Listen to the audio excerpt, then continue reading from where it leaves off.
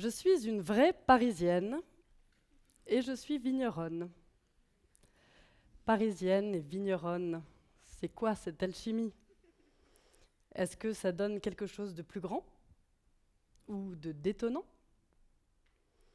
Mon mari et moi, ça fait 3 ans qu'on a pris la décision d'aller respirer loin de Paris, d'aller respirer ensemble le bon air des Graves. Nous avons repris Respide, une exploitation viticole. À nous deux, on ne savait rien faire à la vigne, mais rien de rien. Mettre en marche un chariot élévateur, jamais fait. Tailler des pieds de vigne, encore moins. Conduire un tracteur, un quoi?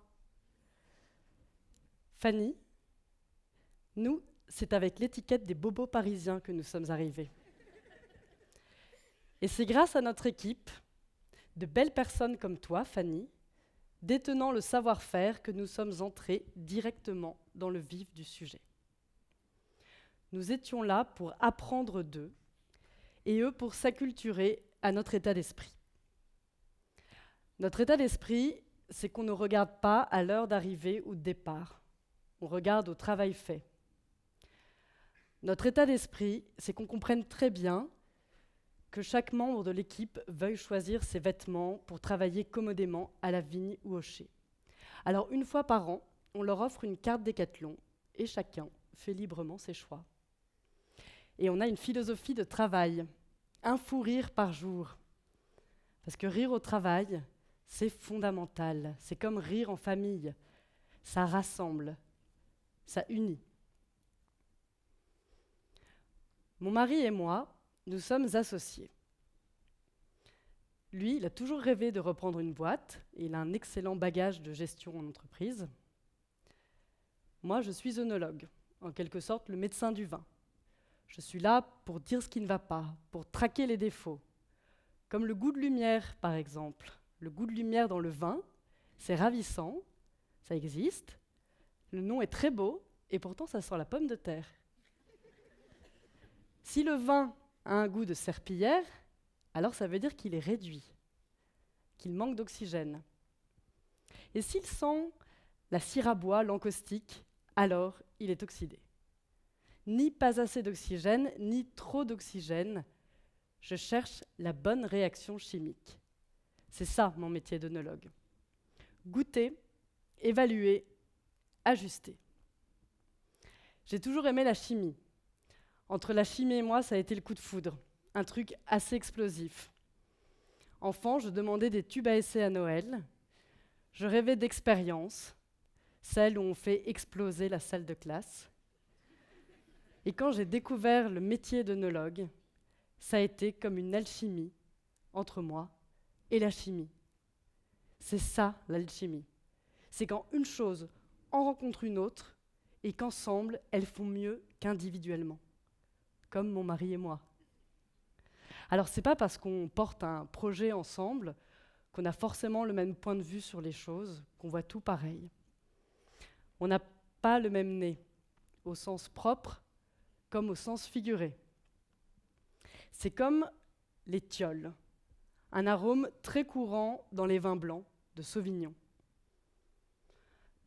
On va tous sentir des thioles, et pourtant chacun va sentir une odeur différente. Est-ce que vous voulez essayer? Je crois que vous avez tous une petite boîte.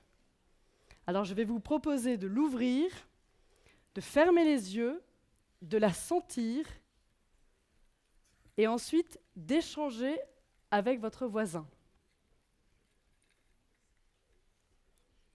Alors, allez-y, faites l'exercice.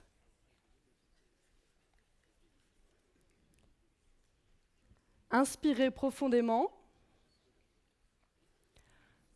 Et vous allez voir, certains vont sentir du buis, d'autres du fruit de la passion, et certains parmi vous vont sentir du pipi de chat.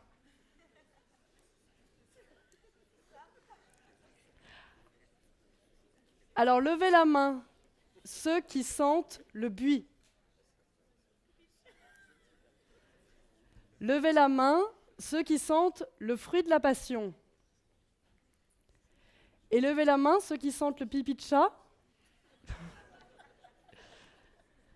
Vous voyez, les 3 réponses sont présentes. Donc vous avez tous une perception différente, donc un point de vue qui vous est propre sur cet arôme et donc sur le vin. Et c'est parce que vous avez échangé que vous en êtes rendu compte. Je suis convaincue que ce sont les échanges de ressentis qui nous permettent d'avancer. C'est ce qui nous permet de nous calibrer au bon pH, de trouver l'équilibre. L'équilibre, je le trouve aussi grâce à mes erreurs.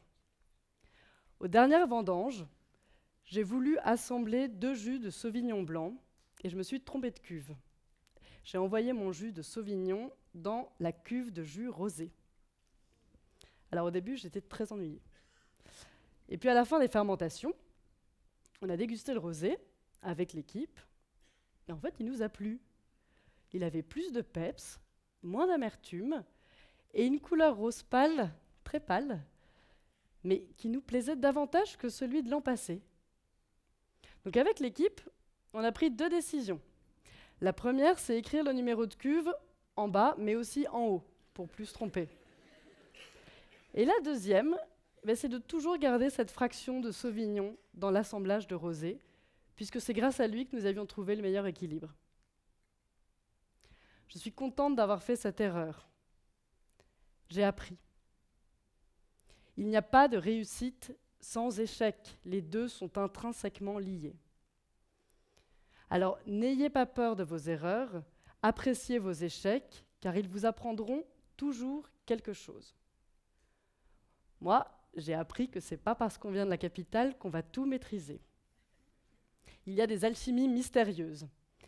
C'est comme avec les gens. Parfois ça marche pas, et on ne sait pas dire pourquoi. Il n'y a pas de protocole magique. Avec le vin, c'est pareil. Se fier aux chiffres, aux analyses, n'est pas forcément une science exacte.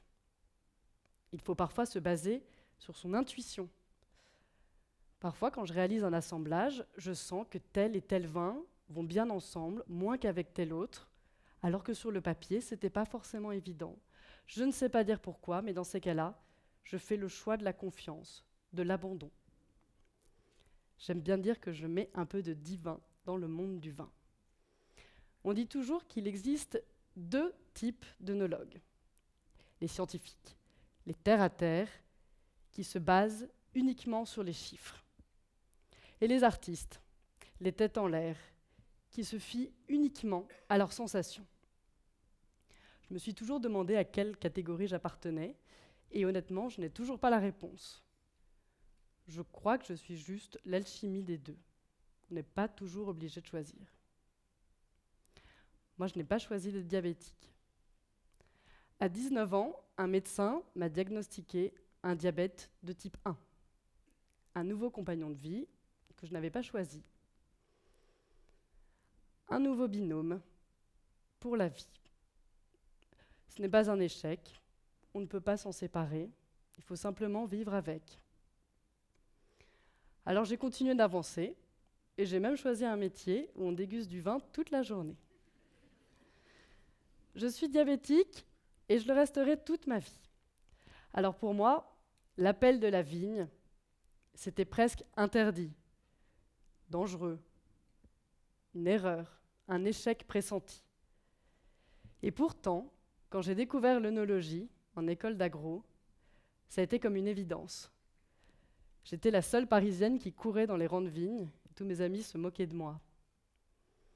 Alors quoi qu'il vous arrive dans la vie, croyez aux belles rencontres, croyez aux binômes, croyez à l'alchimie mystérieuse de la vie, et même si certains atomes ne semblent pas faits pour aller l'un avec l'autre, comme la Parisienne et la vigneronne, comme les artistes et les scientifiques, comme le vin et le diabète, essayez, ça pourrait faire une bonne formule. Merci.